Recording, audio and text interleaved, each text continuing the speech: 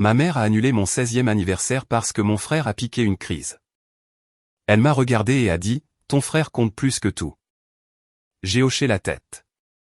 Alors, sois heureuse avec lui. J'ai fait un sac et je suis parti cette nuit-là. Une semaine plus tard. Mon téléphone a sonné. Ma mère pleurait. S'il te plaît, tu dois sauver ton frère. J'ai fait une pause. Un frère? Ai-je dit calmement. Je ne pense pas en avoir un. Est-ce que seulement je vous connais? Je m'appelle Caitlin Mercé. J'ai 16 ans. Et la semaine dernière, ma mère a annulé mon anniversaire parce que mon frère a piqué une crise. Elle n'a pas baissé la voix en le disant. Elle n'avait pas l'air coupable. Elle se tenait au milieu de notre cuisine à Plano et m'a dit, ton frère compte plus que tout. Je tenais un paquet de bougies dorées quand elle a dit ça. 16 bougies. Je me souviens avoir pensé à quel point elle paraissait petite dans ma main. Ma fête était déjà organisée. Rien de fou, juste des amis, de la musique, un gâteau, des photos dans le jardin. J'avais passé la matinée à tout préparer pendant que mon frère était à l'étage, piquant une crise parce qu'on ne l'autorisait pas à prendre la voiture pour sortir de la ville. C'était ça, l'urgence. C'était la raison pour laquelle mon anniversaire ne comptait pas. En fin d'après-midi, ma mère avait déjà envoyé des textos à tout le monde elle-même. Elle leur a dit de ne pas venir. Elle leur a dit que je ne voulais plus fêter mon anniversaire. Je ne l'ai même pas su avant que la maison ne reste silencieuse. Pas de voiture qui arrive, pas de message demandant des indications, juste le silence. Quand je lui ai demandé pourquoi, elle n'a pas hésité. Il traverse une période difficile, a-t-elle dit. Ça ne te concerne pas. J'ai hoché la tête lentement. Quelque chose en moi s'est figé au lieu de se briser. Alors, sois heureuse avec lui, lui ai-je dit. Je suis monté, j'ai fait un sac et je suis sorti cette nuit-là sans claquer une seule porte. Une semaine plus tard, mon téléphone a sonné. Ma mère pleurait si fort qu'elle pouvait à peine parler. S'il te plaît, a-t-elle dit, tu dois sauver ton frère. J'ai laissé le silence s'étirer. Un frère, dis-je calmement. Je ne pense pas en avoir un.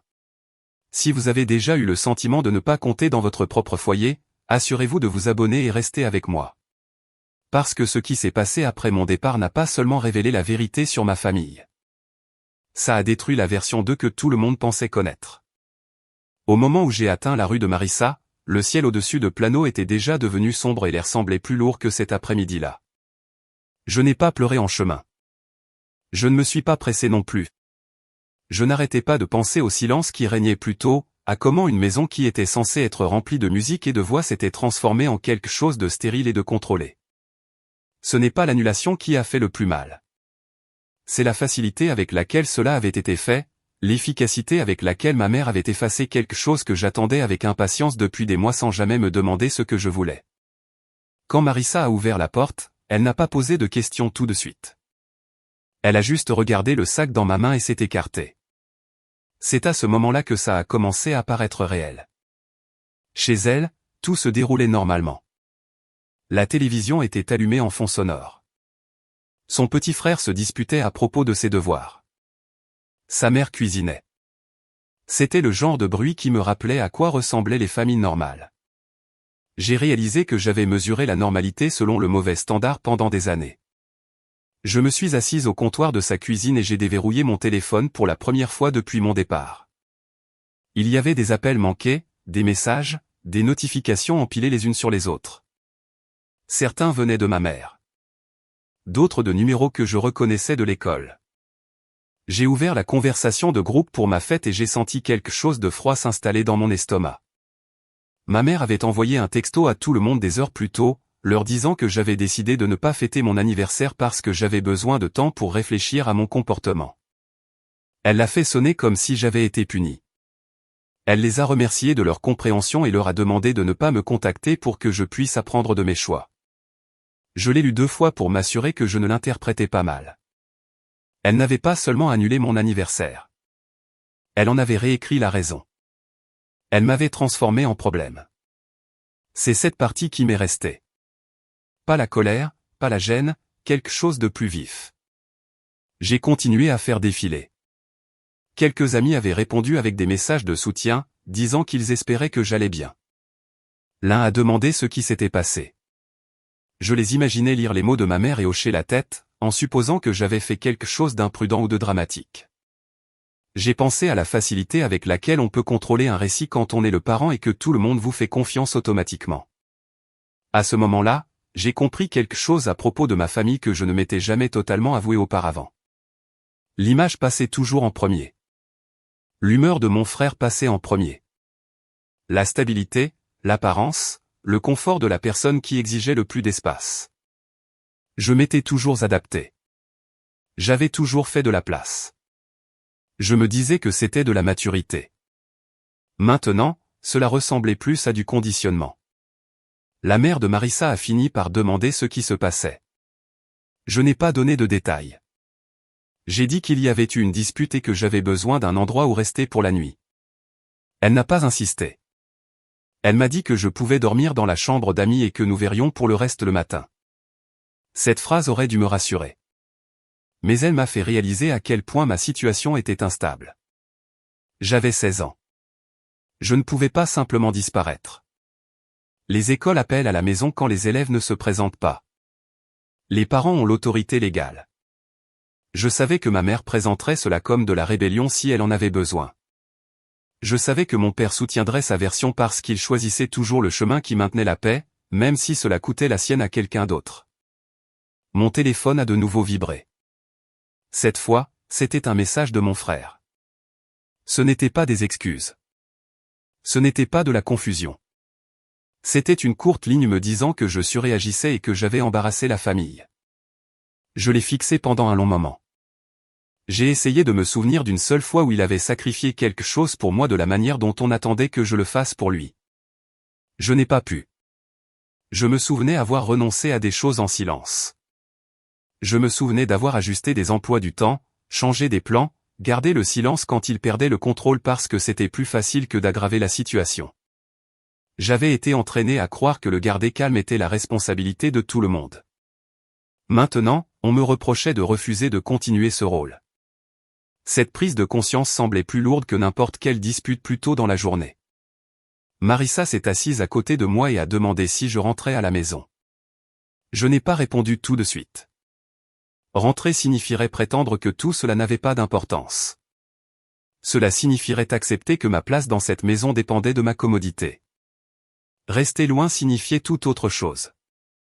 Cela signifiait l'escalade. Cela signifiait que ma mère aurait besoin d'une nouvelle explication pour les voisins et les parents qui commenceraient à poser des questions. Cela signifiait que mon frère devrait s'asseoir dans une maison qui n'était plus centrée sur l'apaisement de ses humeurs. J'ai pensé à ce que ma mère appréciait le plus. Le contrôle, la présentation, l'apparence d'une famille parfaite dans un quartier parfait. Plano n'était pas indulgent en matière de réputation. Les parents parlaient. Les rumeurs voyageaient à travers les événements scolaires, les groupes de l'église et les barbecues dans les jardins. Si je ne revenais pas tranquillement, les gens le remarqueraient. J'ai réalisé que pour la première fois, j'avais un moyen de pression simplement en refusant de coopérer avec le scénario qu'elle avait écrit pour moi. Cette pensée ne m'a pas fait me sentir puissante. Elle m'a fait me sentir consciente. La conscience change les choses. Elle vous force à voir des schémas au lieu d'excuses. J'ai commencé à les lister dans ma tête, non pas comme des plaintes, mais comme des preuves. Les fois où mes plans avaient été annulés pour accommoder mon frère. La façon dont les conséquences s'appliquaient rarement à lui comme elles s'appliquaient à moi. La façon dont mon père soupirait et disait qu'il était plus facile de ne pas se disputer. J'ai vu le système clairement, presque cliniquement. J'avais confondu le déséquilibre avec l'amour parce que c'était tout ce que je connaissais. Maintenant que j'en étais sorti, même temporairement, la structure semblait fragile. Mon téléphone a de nouveau vibré, mais je l'ai retourné face contre le comptoir. Je ne voulais pas lire un autre message qui essaierait de me ramener dans le rôle dont je venais de sortir. Cette nuit-là, allongé dans une chambre qui n'était pas la mienne, j'ai compris que partir n'avait pas été impulsif. C'était inévitable. Ce que je ne savais pas encore, c'était jusqu'où ma famille irait pour reprendre le contrôle une fois qu'ils réaliseraient que je ne reviendrais pas à leurs conditions. Le matin s'est installé lentement, et pour la première fois depuis longtemps, je me suis réveillé sans écouter la tension dans les murs. La maison de Marissa fonctionnait sur la routine, pas sur les humeurs. Sa mère partait tôt pour le travail. Son frère a raté le bus et a dû aller à l'école à vélo, et le monde ne s'est pas effondré parce que quelqu'un était irrité. Je suis resté assise à la table de la cuisine longtemps après que tout le monde soit parti, fixant mon téléphone et pesant à quoi ressemblerait la journée si je ne rentrais pas à la maison. En milieu de matinée, le système de suivi des présences de l'école avait déjà envoyé une notification automatique. Je savais que ma mère la verrait. Je savais qu'elle déciderait comment la présenter. C'est là que j'ai réalisé qu'il ne s'agissait plus seulement d'une fête annulée. Il s'agissait du contrôle de l'histoire. Si je ne parlais pas la première, elle le ferait. J'ai envoyé un message à Marissa et lui ai demandé si sa mère pouvait appeler ma tante. Je n'avais pas parlé à tante Brenda depuis des mois, mais c'était la seule adulte en qui j'avais confiance pour examiner les faits plutôt que les sentiments. Quand Brenda a répondu, sa voix était calme, posée, pratique. Je n'ai rien dramatisé. J'ai exposé la séquence clairement. Comment mon anniversaire avait été effacé. Comment les explications envoyées à mes amis me peignaient comme instable. Comment on m'avait dit sans détour que j'étais moins importante que mon frère dans ma propre maison. Je m'attendais à du scepticisme. Au lieu de cela, elle a posé une question précise après l'autre, du genre qui tranche dans l'émotion et cherche la responsabilité. Mon nom avait-il déjà été utilisé sur des documents d'assurance pour la voiture familiale? Avais-je déjà signé quelque chose lié au privilège de conduite de mon frère? Ma mère m'avait-elle déjà demandé de confirmer où il se trouvait certaines nuits? Ces questions ont changé quelque chose en moi. Je me suis souvenu d'un formulaire quelques mois plus tôt, quand ma mère m'avait dit que c'était juste une mise à jour de routine pour la couverture. J'avais signé là où elle avait pointé sans lire attentivement. À l'époque, cela semblait anodin. Maintenant, cela semblait stratégique. Brenda n'a accusé personne directement. Elle a simplement dit qu'elle voulait voir les documents.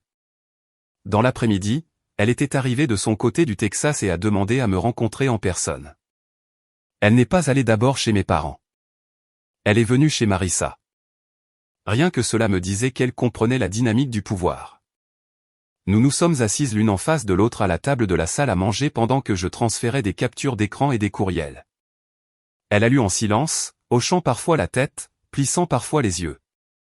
Puis elle m'a expliqué quelque chose que je n'avais pas pleinement envisagé. Si mon nom avait été ajouté en tant que conducteur secondaire pour réduire les primes, et si mon frère avait été impliqué dans un incident antérieur, je pourrais être entraîné dans un litige simplement parce que j'étais listé. Peu importerait que je n'ai pas été présente. Ce qui importerait, c'est que ma signature existait. Ma poitrine s'est serrée, non pas de peur, mais de clarté. La fête avait été annulée parce que mon frère était en colère d'avoir perdu l'accès à la voiture ce week-end-là. Ce détail ne semblait plus anodin. Il semblait connecté. Brenda a dit qu'elle demanderait des copies de tout officiellement et parlerait à un conseiller de mon école pour des arrangements temporaires. Elle n'a pas encore prononcé le mot tutelle, mais il flottait dans l'air entre nous. J'ai pensé à la réaction de ma mère quand elle réaliserait que quelqu'un d'autre examinait des papiers qu'elle avait gérés seule. J'ai pensé à la rapidité avec laquelle la colère pourrait remplacer la confiance. J'ai aussi pensé à mon père, qui se tiendrait probablement à ses côtés et insisterait sur le fait que tout était un malentendu. Pendant des années, j'avais supposé que leurs décisions étaient impulsives, des réactions émotionnelles à la crise que mon frère créait. Maintenant, je commençais à y voir une structure, un système qui le protégeait tout en distribuant la responsabilité vers l'extérieur. Cet après-midi-là, ma mère a finalement envoyé un message qui n'était pas formulé comme une inquiétude. Il était court et sec, m'accusant d'exagérer et d'impliquer des personnes qui n'avaient pas besoin d'être impliquées. Je l'ai lu sans répondre. Le changement de ton a confirmé ce que j'avais besoin de savoir. Si elle croyait avoir entièrement raison, elle ne se sentirait pas menacée par un examen attentif. Brenda a terminé ses notes et m'a regardé attentivement. Elle n'a pas offert de réconfort. Elle a offert des options. Rester la semaine et rassembler les dossiers. Rencontrer un conseiller scolaire. Examiner les documents d'assurance. Décider à partir de là. C'était la première fois depuis mon anniversaire que je sentais la situation ralentir au lieu de s'emballer. Je ne réagissais plus. J'évaluais. Cette différence comptait, car une fois que vous commencez à examiner un schéma au lieu de le subir, vous ne pouvez plus ignorer ce qui est là. L'après-midi suivant, la situation était passée d'émotionnelle à procédurale. Tante Brenda n'a pas perdu de temps. Elle a programmé une réunion à mon lycée avec le conseiller d'orientation et a demandé que mes parents soient informés formellement plutôt que de manière informelle. Le ton a changé dès que les documents sont entrés en jeu. Ce qui avait commencé comme un désaccord familial était maintenant quelque chose de documenté. Être assise dans ce bureau était différent d'être assise à la table de la cuisine de Marissa. Le conseiller écoutait attentivement, pas avec sympathie, et cette distinction importait. J'ai exposé les faits sans les dramatiser. L'annulation, le message envoyé à mes amis me présentant comme instable. Le formulaire d'assurance que j'avais signé des mois plus tôt sans qu'on me donne le contexte. La restriction soudaine de la voiture qui avait déclenché la crise de mon frère. Je n'ai pas spéculé. Je me suis en tenu à ce qui pouvait être vérifié. Quand mes parents sont arrivés, ma mère est entrée la première, la posture droite, l'expression contrôlée. Mon père a suivi avec ce même silence familier qui semblait toujours plus lourd que des cris. Ma mère a commencé avec sang-froid, disant que c'était un malentendu et que j'avais toujours été sensible. Elle m'a décrite comme dépassée, influençable, prompte à l'exagération. C'était subtil, mais la stratégie était claire. Miner d'abord la crédibilité. Tante Brenda n'a pas réagi émotionnellement. Elle a demandé à voir les documents d'assurance. Elle a demandé si j'avais été ajouté comme conducteur secondaire et pourquoi.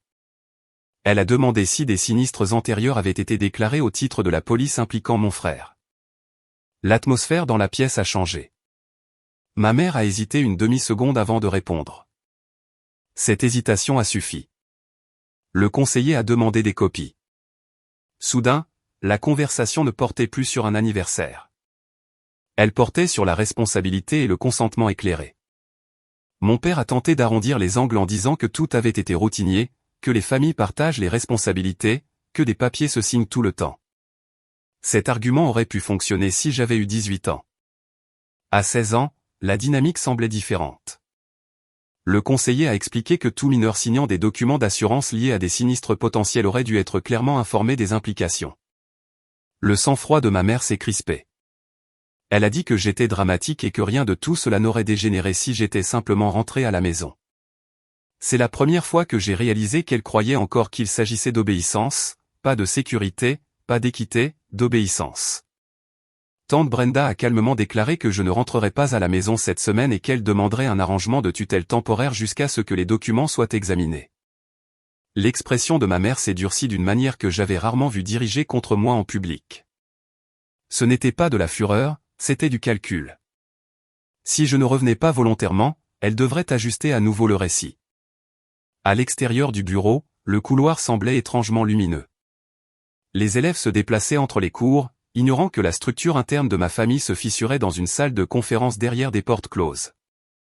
J'ai compris alors que mon départ avait forcé la responsabilisation. Si j'étais resté, rien n'aurait été remis en question. Mon frère aurait toujours accès à la voiture une fois les esprits calmés. Mon nom resterait sur des formulaires que je n'avais pas lus. Mon anniversaire se serait estompé en une petite anecdote sur une surréaction d'adolescente. Au lieu de cela, des dossiers étaient demandés. Des conversations étaient documentées. Tante Brenda marchait à côté de moi sans dire grand-chose. Elle n'a pas présenté cela comme une victoire. Elle l'a présenté comme un processus. Ce soir-là, elle a déposé les premiers papiers pour la tutelle temporaire et a programmé une consultation avec un avocat spécialisé en affaires familiales. Je ne me sentais pas triomphante. Je me sentais stable. La structure qui avait toujours protégé mon frère était examinée pièce par pièce, et cet examen seul suffisait à changer l'équilibre.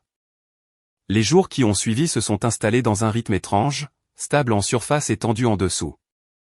Je suis resté avec tante Brenda dans sa maison de ville en dehors de Plano, faisant le trajet pour l'école depuis une direction différente de celle que j'avais jamais prise. La distance physique avec la maison de mes parents semblait petite sur une carte, mais significative en pratique. Pour la première fois, je ne retournais pas chaque soir dans un espace où je devais mesurer mes réactions. Cette absence a créé un silence que ma famille ne savait pas comment gérer. Il n'a pas fallu longtemps pour que mon frère tente de le combler. Il s'est montré près du parking des élèves après les cours un après-midi, appuyé contre une voiture qui n'était pas la sienne. Je l'ai vu avant qu'il ne me voie. Il n'était pas là pour se réconcilier. Sa posture le montrait clairement. Il était là pour reprendre le contrôle du récit. Quand il s'est finalement approché, il n'a pas élevé la voix.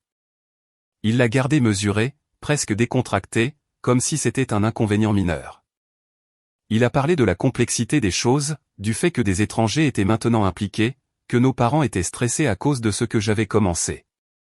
Il s'est présenté comme celui qui absorbait les conséquences de ma réaction. J'ai écouté sans l'interrompre, consciente qu'il choisissait ses mots avec soin. À un moment donné, j'ai remarqué son téléphone légèrement incliné vers le haut, l'écran allumé, l'icône d'enregistrement faible mais visible. Ce détail en disait plus que tout ce qu'il a dit à voix haute. Il voulait une preuve que j'étais instable, déraisonnable, volatile. Il voulait du matériel qu'il pourrait remettre à notre mère pour renforcer sa version des faits. Au lieu d'engager la conversation, j'ai reculé et lui ai dit que cette conversation n'était pas appropriée à l'école. J'ai gardé un ton neutre. Moins je lui donnais d'émotion, moins il avait de quoi s'armer. Son expression a changé pendant une fraction de seconde quand il a réalisé que je n'allais pas fournir la scène qu'il attendait. La performance s'est dissoute et ce qui est resté, c'est la frustration. Il est parti sans un autre mot. Je n'ai pas signalé l'interaction immédiatement. J'ai attendu d'être rentré et je l'ai décrite calmement à tante Brenda, y compris le détail de l'enregistrement. Elle n'a pas surréagi. Elle a rédigé un avis formel demandant que toute communication directe de mon frère passe par des adultes tant que la tutelle était en cours d'examen. Le document n'était pas dramatique. Il était précis. Il citait des préoccupations concernant la pression et la fausse représentation. Il demandait des limites. Quand ma mère l'a reçu, le ton de ses messages a de nouveau changé. Les supplications avaient disparu. À leur place, il y avait de l'indignation. Elle a accusé Brenda d'ingérence et de transformer un conflit familial normal en quelque chose d'adversarial. Elle a insinué que j'étais manipulé. Elle a suggéré que j'avais toujours été influençable. J'ai lu les messages sans répondre, reconnaissant le schéma. Quand la persuasion échouait, elle passait à l'intimidation. Elle a mentionné les coûts d'assurance, les frais extrascolaires, les privilèges qui pourraient être révoqués. C'était une tentative de me rappeler que le contrôle financier existait toujours. Ce qu'elle n'a pas reconnu, c'est que plus elle insistait, plus tout devenait documenté. Tante Brenda a gardé des copies de chaque message. Elle m'a conseillé de ne pas riposter, de ne pas me défendre émotionnellement, mais de laisser l'accumulation de preuves parler d'elle-même. Ce conseil semblait contre-intuitif au début. J'avais passé des années à réagir. Maintenant, on me disait que la retenue pouvait être plus puissante que la confrontation. Pendant ce temps, à l'école, des rumeurs ont commencé à circuler. Quelqu'un avait entendu dire que j'avais déménagé. Quelqu'un d'autre prétendait que j'avais été consigné indéfiniment. Je n'ai pas corrigé chaque version. Je ne répondais que lorsqu'on me le demandait directement. Et même alors, je restais simple. Il y avait eu un désaccord. Des adultes examinaient des papiers. Je restais temporairement avec de la famille. La simplicité désarmait les gens. Elle laissait peu de place à l'embellissement. Ce que j'ai le plus remarqué pendant cette semaine, c'est le silence de mon père. Il n'a pas appelé. Il n'a pas envoyé de texto séparément. Son silence n'était pas neutre. C'était un alignement. En choisissant de ne pas remettre en question publiquement l'approche de ma mère, il l'a renforcée en privé. J'ai compris alors que le changement ne viendrait pas de l'intérieur de ce foyer. Il ne viendrait que de la pression extérieure. Chaque jour qui passait sans mon retour forçait mes parents à affronter une logistique qu'ils n'avaient jamais eu à considérer. Les formulaires de l'école nécessitaient des informations de contact à jour. Les assureurs demandaient des éclaircissements sur les conducteurs listés. L'illusion d'un contrôle sans faille commençait à se fissurer. Je ne me sentais pas justifié. Je me sentais observatrice. Je regardais une structure s'ajuster sous l'examen, et les ajustements n'étaient pas gracieux. Une semaine complète s'est écoulée avant que tout ne passe d'une tension contrôlée à une crise. À ce moment-là, je m'étais habitué à la routine chez tante Brenda. Je me levais plus tôt pour faire le trajet jusqu'à Plano pour l'école, je finissais mes devoirs à sa table de salle à manger au lieu de la chambre où j'avais grandi, et je commençais à ressentir quelque chose d'inhabituel. La prévisibilité. Pas de porte qui claque, pas de tempêtes émotionnelles soudaines, juste des inconvénients normaux qui ne réorganisaient pas toute la maisonnée autour de la réaction d'une seule personne. Je m'étais presque convaincu que la distance seule arrangerait les choses. Puis mon téléphone a sonné au milieu de la soirée. J'ai immédiatement reconnu le numéro de ma mère. Je l'ai laissé aller sur la messagerie vocale la première fois. Elle a rappelé quelques secondes plus tard. La troisième fois, j'ai répondu. Sa voix n'était pas calme. Elle n'était pas contrôlée comme elle l'avait été dans le bureau du conseiller. Elle était tendue, essoufflée, instable. Elle a dit que mon frère avait eu un accident. Elle a dit qu'il y avait la police. Elle a dit que la compagnie d'assurance posait déjà des questions. Les détails sont sortis par fragments. Il avait pris la voiture sans permission, conduit plus loin qu'il n'était censé le faire, et était entré en collision avec un autre véhicule à une intersection en dehors de la ville. Personne n'a été tué, mais il y avait des blessés et des dégâts matériels. Un rapport avait été déposé. Des déclarations étaient recueillies. Puis son ton est passé de la panique à l'urgence. Elle m'a dit que si je confirmais qu'il avait été à la maison plus tôt ce soir-là, si je clarifiais une chronologie, cela simplifierait tout. Elle l'a présenté comme une protection de la famille, comme une manière d'empêcher une erreur de devenir quelque chose de permanent. J'ai immédiatement senti le poids de cette demande. Il ne s'agissait pas seulement de l'aider. Il s'agissait d'altérer un dossier. Mon nom était toujours attaché à cette police d'assurance. S'il avait prétendu que j'étais censé utiliser la voiture, si des documents impliquaient une responsabilité partagée, alors mon silence pourrait être interprété comme de la complicité. J'ai posé une question, si mon frère m'avait mentionné dans sa déclaration initiale. Elle a hésité assez longtemps pour répondre à la question sans mots. Il l'avait fait. Elle a dit que c'était un malentendu, qu'il avait paniqué et dit la première chose qui lui venait à l'esprit, qu'il supposait que je le soutiendrais parce que c'est ce que font les familles. La phrase sonnait creux. Le soutien avait toujours coulé dans une seule direction. J'ai pensé au formulaire que j'avais signé des mois plus tôt. J'ai pensé à la réunion à l'école. J'ai pensé à la tentative d'enregistrement sur le parking. Rien de tout cela ne semblait accidentel. Cela ressemblait à une escalade. Ma mère a insisté sur le fait que tout cela pourrait être contenu si je clarifiais simplement que j'avais été avec lui avant son départ. Qu'il n'avait pas pris la voiture de manière impulsive. Elle a dit que les avocats coûtaient cher. Elle a dit qu'une marque permanente sur son dossier le suivrait pendant des années. Elle a dit que les familles restent unies. J'ai écouté sans l'interrompre, mais à l'intérieur, quelque chose s'était déjà installé.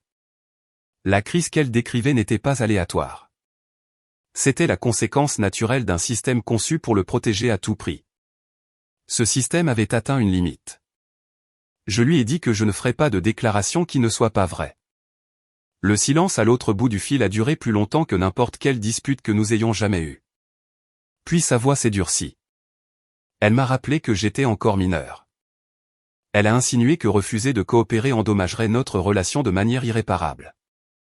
J'ai réalisé à ce moment-là qu'elle croyait encore que je négociais par peur. Ce n'était pas le cas. J'évaluais le risque. Si je mentais, je serais lié à tout ce qui suivrait. Si je disais la vérité, il ferait face aux conséquences de ses choix. La différence semblait nette et irréversible. Quand l'appel s'est terminé, j'ai posé le téléphone avec précaution et j'ai répété les faits dans ma tête pour m'assurer qu'ils restaient clairs. Il y avait eu un accident. Un rapport existait. Mon frère avait inséré mon nom dedans. Ma mère voulait que je renforce cette version. Aucun de ces faits ne nécessitait d'émotion pour être compris. Il nécessitait une décision. Tante Brenda a écouté pendant que je lui expliquais tout. Elle n'a pas réagi avec indignation. Elle a réagi avec stratégie. Elle a dit que toute communication à partir de ce moment devait être documentée. Elle a dit que si la police me contactait directement, je répondrais honnêtement et rien de plus. Elle a dit que me protéger n'était pas une trahison. Cette phrase est restée. Me protéger n'était pas une trahison. Pendant des années, j'avais été conditionné à assimiler l'instinct de survie à de l'égoïsme. Maintenant, les lignes se séparaient clairement. Je suis allé me coucher ce soir-là en sachant que la situation avait franchi un cap qui ne pouvait pas être inversé discrètement. Les jours suivants se sont déroulés avec une clarté presque clinique. Il n'y a pas eu de confrontation dramatique sur les parkings, pas de dispute à grands cris devant les voisins. Tout s'est passé par des canaux officiels. Un officier m'a contacté pour vérifier si j'avais été présente le soir de l'accident. J'ai fait une déclaration factuelle et rien de plus. J'ai confirmé où j'avais été et qui pouvait le vérifier. Je n'ai pas spéculé. Je n'ai défendu personne. Je n'ai pas enjolivé. La conversation a duré moins de 10 minutes, mais elle a tracé une ligne ferme entre ma vie et les décisions de mon frère. Une fois cette ligne documentée, la pression de la maison s'est brièvement intensifiée puis a changé de direction. Ma mère a cessé de me demander de l'aider et a commencé à m'accuser d'abandonner la famille dans leur pire moment. Elle a présenté mon refus comme de la cruauté, de la déloyauté, un manque de caractère. Ce qu'elle n'a pas reconnu, c'est que le pire moment avait été créé par des années d'isolation des conséquences. Le rapport de police indiquait une conduite imprudente et des dégâts matériels importants. Comme des blessures étaient impliquées, les enquêteurs de l'assurance ont examiné chaque détail de la police. Mon nom y figurait, mais les documents que tante Brenda avait déjà demandés montraient que je n'avais pas conduit le véhicule ce soir-là et que je n'avais pas consenti à une responsabilité partagée pour cet incident spécifique. Cette distinction importait plus que n'importe quelle émotion. Sans un récit cohérent pour le protéger, mon frère a fait face à des accusations formelles liées à l'accident. Son permis a été suspendu en attente d'examen. Son université l'a mis en probation académique en raison de la situation juridique. L'impact financier est apparu rapidement. Augmentation des primes, réclamation civile potentielle de l'autre conducteur, frais de justice qui s'accumulaient d'heure en heure. Mes parents avaient toujours maintenu une image soigneusement entretenue à Plano. Stable, responsable, en contrôle. Cette image a commencé à se fracturer lorsque les voisins ont appris la présence de la police et le rapport d'accident. Les gens ne les ont pas confrontés directement. Ils ont simplement observé. Les invitations se sont raréfiées. Les conversations se sont raccourcies. L'absence de soutien ouvert parlait plus fort que n'importe quel commérage. Le lieu de travail de mon père a mené sa propre enquête une fois que l'incident est devenu publiquement consultable. Il n'a pas été licencié, mais il a été retiré d'une voie de leadership qu'il poursuivait discrètement. L'explication citait des considérations de réputation. C'était formulé poliment, mais la signification était sans équivoque. À la maison, la tension a remplacé l'autorité. Ma mère a tenté un dernier appel plusieurs semaines plus tard. Sa voix ne portait plus l'urgence. Elle portait la fatigue. Elle a suggéré que si je revenais, si je montrais ma solidarité, les choses pourraient se stabiliser. L'offre semblait transactionnelle.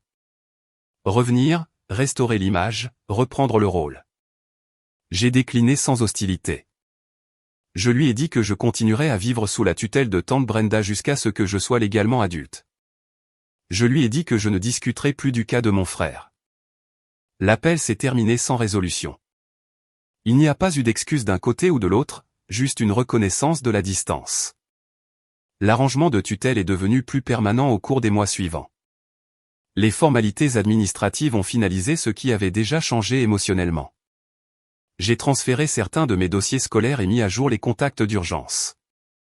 Les détails administratifs étaient banals, mais ils signalaient la permanence.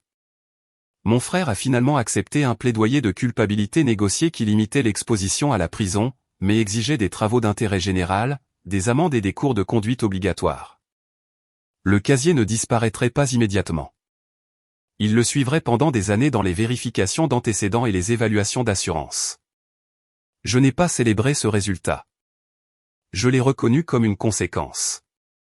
Ma mère n'a jamais admis avoir mal agi dans la façon dont elle a géré mon anniversaire ou les papiers liés à la voiture. Elle a recadré les événements auprès des parents comme un malentendu amplifié par une ingérence extérieure. J'ai cessé d'essayer de corriger chaque version. Le silence peut être protecteur lorsque la vérité a déjà été documentée. Au fil du temps, la communication de mes parents s'est réduite à des mises à jour logistiques occasionnelles qui nécessitaient des signatures ou des accusés de réception. Il ne restait plus d'échanges émotionnels. La structure de notre relation avait été démantelée et reconstruite en quelque chose de formel et de distant. Je n'ai pas assisté aux réunions de famille. Je ne suis pas retourné dans cette maison. Quand j'ai eu 17 ans, la journée est passée sans cérémonie et sans déception. L'absence de célébration ne me définissait plus. Ce qui me définissait, c'était la clarté que j'avais acquise.